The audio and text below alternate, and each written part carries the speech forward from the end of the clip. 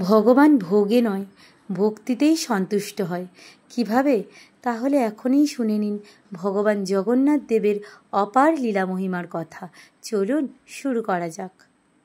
পুরীর এক গ্রামে ছিল এক গরিব কৃষক ভক্ত। তার সামান্য সামর্থ্য ছিল, কিন্তু মনে ছিল অপার ভক্তি।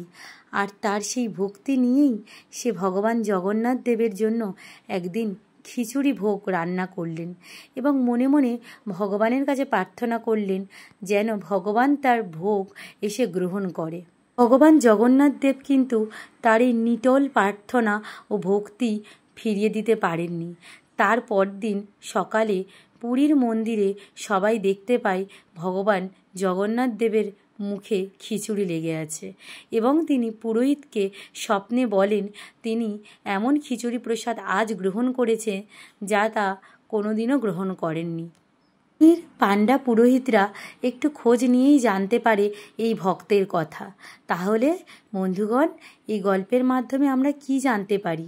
ভগবানকে অনেক সামান্যভাবে ভোগ দিলেও ভগবান তা গ্রহণ করে, যদি তার মধ্যে থাকে বিশ্বাস এবং ভক্তি।